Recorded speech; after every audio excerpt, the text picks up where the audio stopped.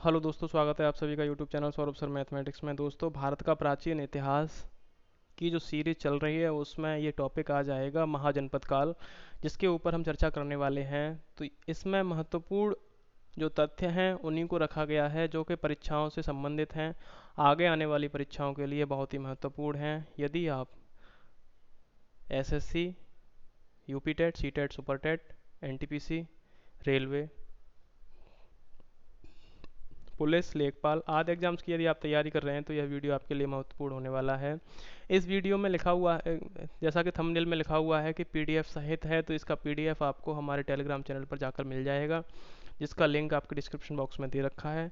आपको बता दिया जाए कि यदि आप हमारे चैनल पर पहली बार विजिट कर रहे हैं तो चैनल को सब्सक्राइब करें और पास में आए बेल आइकन को अवश्य दबाएं, जिससे कि आपको आने वाली वीडियो का नोटिफिकेशन सबसे पहले मिल सके।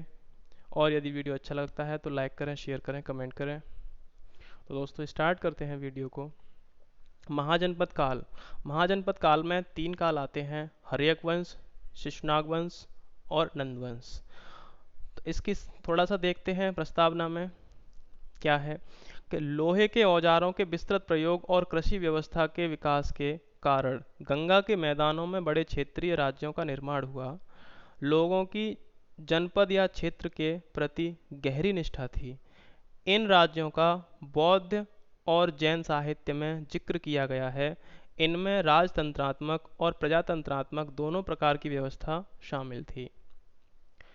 इसमें 16 महाजनपदों में, महाजनपद काल में 16 महाजनपदों का उल्लेख मिलता है, और 16 महाजनपदों में जो महाजनपद हैं उनका उल्लेख यहाँ हम करने वाले हैं। तो दोस्तों, पहला आता है मगध। मगध जिसका के क्षेत्र था पटना, गया और नालंदा जिला। प्रथम राजधानी इसकी राजगृह थी और बाद में पाटलिपुत्र को बनाया गया था। अगला आता है अंग व वंग। अंग व वंग यह मुंगेर और भागलपुर, जो कि फिलहाल बिहार में है, इसकी राजधानी चंपा थी। यह समृद्ध व्यापार केंद्र था। इसमें सबसे महत्वपूर्ण आपकी जो क्वेश्चंस बनते हैं वह यह बनते हैं कि मगध महाजनपद काल में मगध की राजधानी कहाँ थी। तो मगध की राजगृह थी और बाद में पाटलिपुत्र बनी। अंग और वंग की राजधानी कहाँ थी? चंपा थी। दूसरा क्वेश्चन ये बनता है कि समृद्ध व्यापार का केंद्र कौन सा महाजनपद था? तो वह अंग था। अगला आता है मल्ल। इसमें देवरिया, बस्ती, गोरखपुर क्षेत्र। इसकी राजधानी कुशीनगर थी। यह कई अन्य छोटे राज्यों में की पीठ थी। इनका प्रमुख धर्म बौद्ध धर्म था और यह उत्तर प्रदेश में है। नेक्स्ट आपका आता है वत्स। वत्स, इसकी राजधानी कौशाम्बी थी। राजवंश का सबसे शक्तिशाली राजा उदयन था इस राजवंश का, और इसका जो क्षेत्र था वह इलाहाबाद और मिर्जापुर था। नेक्स्ट आता है काशी। काशी जिसको बनारस के नाम से जाना जाता है, इसकी राजधानी वाराणसी थी। यद्यपि कौशल राज्य के साथ कई युद्ध लड़े गए, लेकिन अंततः काशी को कौशल राज्य में मिला लिया गया। अगला आता है कौशल राज्य, जिसका जो क्षेत्र अयोध्या था। यद्यपि इसकी राजधानी शरावती थी, जिसे शाहेत माहेत भी कहते थे, लेकिन अयोध्या कौशल में एक महत्वपूर्ण शहर था। कौशल ने कपिलवस्तु के शकों के आदिवासी संघीय क्षेत्र को भी मिलाया था। अगला आता है आपका वज्जी। यह मुजफ्फरनगर और वैशाली इसका क्षेत्र था, और वज्जी 8 छोटे राज्यों के एक संघ का सदस्य था, जिसमें लिच्छवी, जांत्रिक और विदेह भी सदस्य थे। अगला आता है आपका कुरु। कुरु से आपको थानेश्वर, मेरठ और वर्तमान दिल्ली, इनकी राजधानी इंद्रप्रस्थ थी। नेक्स्ट आता है आपका पंचाल। पश्चिमी उत्तर प्रदेश में इसका क्षेत्र था। इसकी राजधानी काम्पिल्य थी। पहले यह एक राजतंत्र था, बाद में एक स्वतंत्र प्रजातंत्र बन गया। इस राज्य में कन्नौज महत्वपूर्ण शहर था। नेक्स्ट है आपका मत्स्य देश, तो मत्स्य देश अलवर, भरतपुर और जयपुर जो कि राजस्थान में है, इसका राज्य क्षेत्र, और इसकी राजधानी विराटनगर थी। नेक्स्ट आता है आपका अश्मक। यह नर्मदा और गोदावरी के मध्य का क्षेत्र था। इसकी राजधानी पेरताई थी और ब्रह्मदत्त सबसे महत्वपूर्ण शासक था। अश्मक का शासक कौन था? ब्रह्मदत्त। अगला है आपका गांधार, पेशावर और रावलपिंडी इसका राज्य क्षेत्र था। इसकी राजधानी तक्षशिला। उत्तर वैदिक काल के दौरान व्यापार और शिक्षा प्राचीन तक्षशिला विश्वविद्यालय का प्रमुख केंद्र थी, यानी व्यापार और शिक्षा का प्रमुख केंद्र थी। आगे आता है आपका कम्बोज, पाकिस्तान का हजारा जिला, उत्तर पूर्व कश्मीर। इसकी राजधानी राजापुर थी। हजारा इस राज्य का प्रमुख व्यापार एवं वाणिज्यिक केंद्र था। अगला आता है अवंती। अवंती का मालवा राज्य क्षेत्र था। अवंती को उत्तर और दक्षिण दो भागों में बांटा गया था। उत्तरी भाग की राजधानी उज्जैन थी और दक्षिणी भाग की राजधानी महिष्मती थी। तो अवंती की राजधानियां कौन कौन सी थीं? उज्जैन और महिष्मती। आगे है आपका चेदी। यह बुंदेलखंड इसका राज्य क्षेत्र था। शक्तिमती चेदी राज्य की राजधानी थी।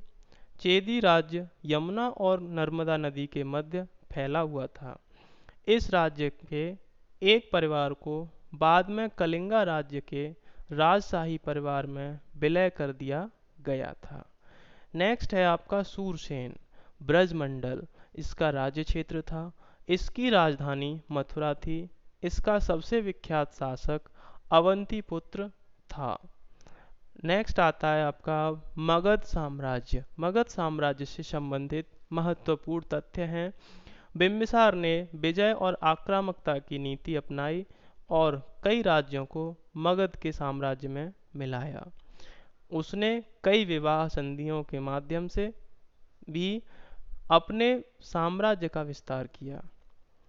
राजगीर पहाड़ियों से घिरा था और पत्थर की दीवार इसको अभेदनीय बनाती थी।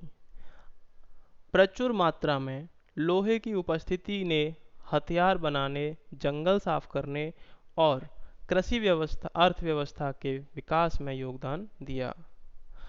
अपने पड़ोसी राज्यों के खिलाफ युद्ध करने में हाथियों का भी प्रयोग मगध साम्राज्य में किया जाने लगा। 16 महाजनपदों के स्रोत। ये 16 महाजनपद कहाँ से मिले उसको इसमें बताया गया है कि अंगुत्तर निकाय, महावस्तु, बौद्ध साहित्य यह इसके स्रोत हैं। दूसरा है भगवती सुट्टा, जैन साहित्य से।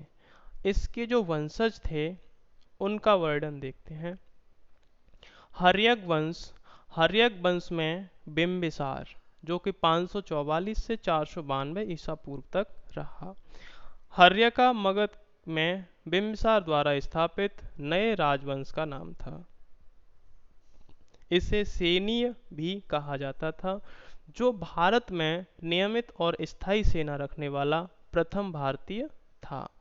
तो हर्यक जो था मगध में बिंबिसार द्वारा स्थापित राजवंश था और बिंबिसार ने ही स्थानीय नियमित स्थायी सेना बनाई थी। बिंबिसार बुद्ध के समकालीन था।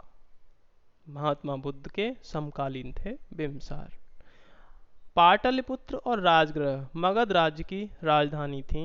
मगध बिहार में पटना तक फैला था। अगला है अजातशत्रु। 492 से 460 ईसा पूर्व तक का इनका कार्यकाल था। इसने अधिक आक्रामक नीति अपनाई।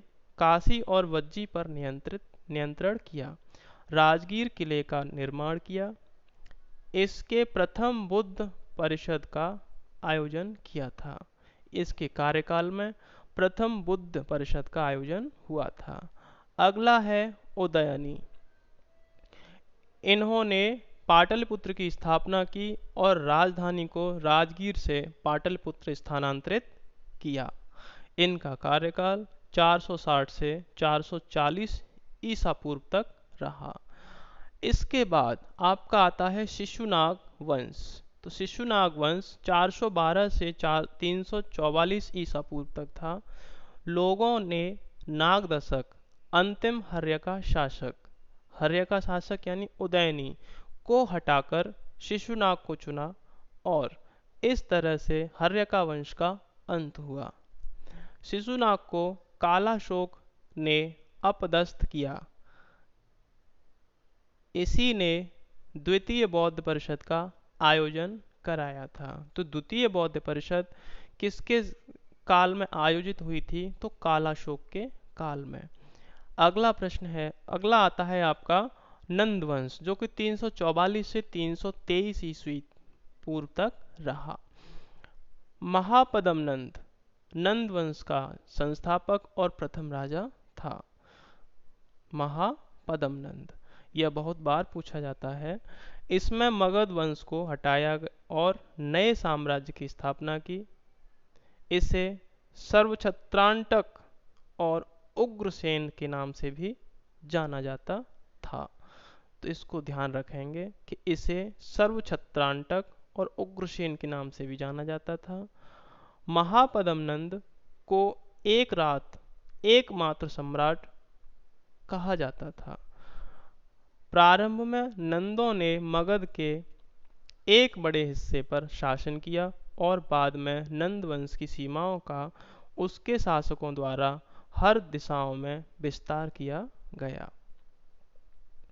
घनानंद नंद वंश का अंतिम शासक था।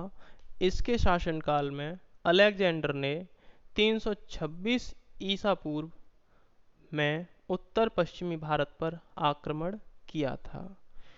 322 से 321 ईसा पूर्व में चंद्रगुप्त मौर्य ने मौर्य वंश की स्थापना की थी।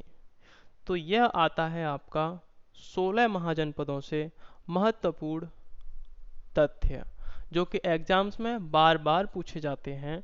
और 322 से 321 ईसा पूर्व में चंद्रगुप्त मौर्य ने मौर्य वंश की स्थापना की थी। तो आने वाले वीडियो में मौर्य वंश से संबंधित महत्वपूर्ण तथ्यों पर चर्चा करेंगे। तो दोस्तों, यदि वीडियो अच्छा लगा हो तो लाइक करें, शेयर करें, कमेंट करें। चैनल पर पहली बार विजिट कर रहे हो तो चैनल को सब्सक्राइब करें और पास में बेल आइकन को अवश्य दबाएं, जिससे कि हमारा आने वाला वीडियो मौर्य वंश से संबंधित है उसका नोटिफिकेशन आपको आसानी से मिल सके और आप वीडियो को अच्छी तरह देखकर अपनी तैयारी को बेहतर बना सकें। यदि इस वीडियो का आप पीडीएफ पाना चाहते हैं तो हमारे वीडियो के डिस्क्रिप्शन में दिए गए टेलीग्राम चैनल के लिंक पर जाकर उसको ज्वाइन करें, जिस पे कि आपको इसका पीडीएफ मुफ्त मिलेगा। तो दोस्तों, मिलते हैं मौर्य वंश के अगले वीडियो में। तब तक के लिए नमस्कार।